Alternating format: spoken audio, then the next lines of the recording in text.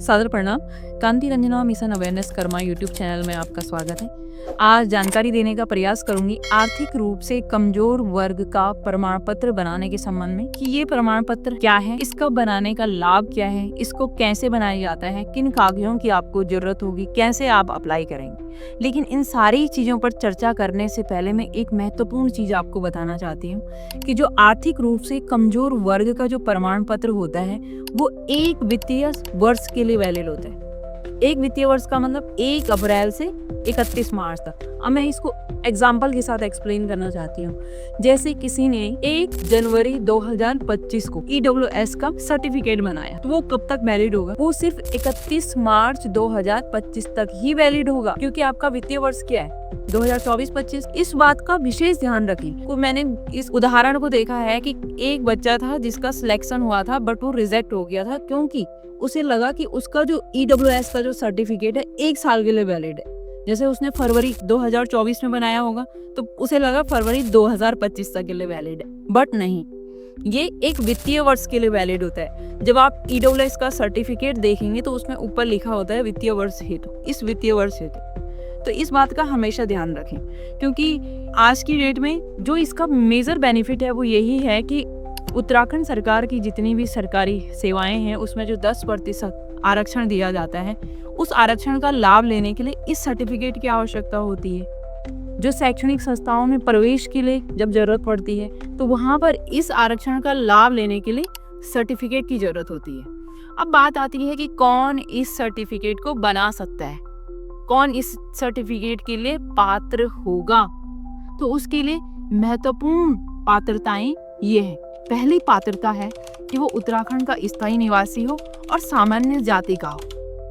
दूसरी पात्रता है कि उसके परिवार की पूरे साल की 1 साल की जो आय है, इनकम है, वो 8 लाख से कम हो, और ये कब की हो? जिस साल वो अप्लाई कर रहा है उससे पिछले वित्तीय वर्ष की हो। ये दूसरी क्राइटेरिया। तीसरा क्राइटेरिया है कि उसके पास कृषि भूमि 5 एकड़ या उससे अधिक न हो। चौथा क्राइटेरिया है आवासीय भवन 1000 वर्ग फुट या उससे अधिक क्षेत्रफल में निर्मित न हो। अधिसूचित नगर पालिकाओं में 100 वर्ग गज या उससे अधिक के आवासीय भूखंड न हो। अधिसूचित नगर पालिकाओं के अलावा जो अन्य क्षेत्र हैं उसमें 200 वर्ग गज या उससे अधिक के आवासीय भूखंड वाले भी पात्र नहीं होंगे। ये महत्वपूर्ण पात्रताएं हैं। अब बात आती है कि कौन कौन से दस्तावेज चाहिए होंगे आपको इन चीजों को वेरीफाई करने के लिए। जैसे मैंने कहा कि उत्तराखंड का स्थायी निवासी हो, तो इसको कौन वेरीफाई करेगा? उत्तराखंड का स्थायी निवास प्रमाण पत्र। तो आपके पास सबसे पहली बात क्या होना चाहिए? उत्तराखंड का स्थायी निवास प्रमाण पत्र। दूसरी बात सामान्य जाति का प्रमाण पत्र। तीसरा आपका आय प्रमाण पत्र, जो आपको ये वेरीफाई करे कि जो आपकी आय है 8 लाख से कम है, या फिर आपका इनकम टैक्स रिटर्न। इसके सिवाय आपके पास आधार कार्ड होना चाहिए, passport size photo, mobile number, परिवार रजिस्टर की नकल। परिवार रजिस्टर की नकल में आपका नाम होना चाहिए। ये है ग्रामीण क्षेत्र के लिए परिवार रजिस्टर की नकल। लेकिन शहरी क्षेत्रों के लिए जो आपके सभासद या पार्षद हैं उनके द्वारा प्रमाणित परिवार का प्रमाण पत्र टाइप का वो देते हैं बना के, या फिर आपका राशन कार्ड जो आपके परिवार को वेरीफाई करे कि हाँ ये आपका परिवार है। और इसके साथ ही साथ भूमि की रजिस्ट्री या खसरा खतौनी लगा सकते हैं। ये बहुत महत्वपूर्ण दस्तावेज है।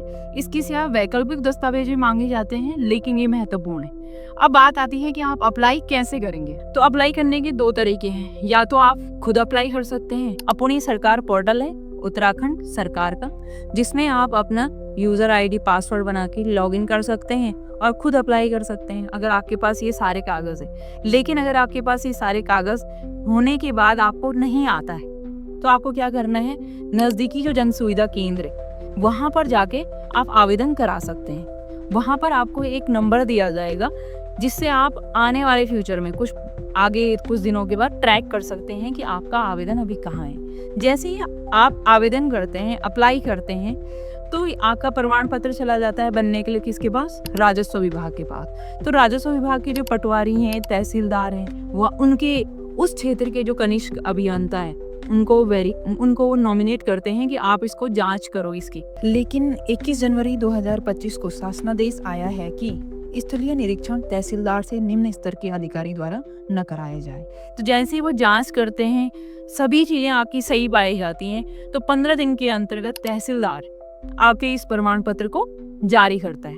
वो कहाँ से मिलेगा फिर आपको? जहाँ से आपने आवेदन किया है, जो नज़दीकी जन सुविधा केंद्र है, या तो आप वहाँ से प्रिंट आउट करके लेकर आ सकते हैं, या फिर अगर आपने खुद किया है तो आप अपनी ईमेल से डाउनलोड कर सकते हैं। तो ये इसके बारे में मैंने जानकारी देने का प्रयास किया है। अगर आपको इसके बारे में कुछ भी अन्य जानकारी चाहिए तो आप प्लीज़ कमेंट करके लिख सकते हैं। मेरा प्रयास रहेगा कि मैं आपको अन्य जानकारी दूं और सरल से सरल भाषा में समझाने का प्रयास करूं, ताकि जो सामान्य जाति के जो लोग हैं वो इस प्रमाण पत्र को बनाएं, जो इसकी पात्रता धारित करते हैं वो इस प्रमाण पत्र को बनाएं, और भारत सरकार, उत्तराखंड सरकार के द्वारा जो भी लाभ दिया जा रहा है उस लाभ को लें। सादर आभार।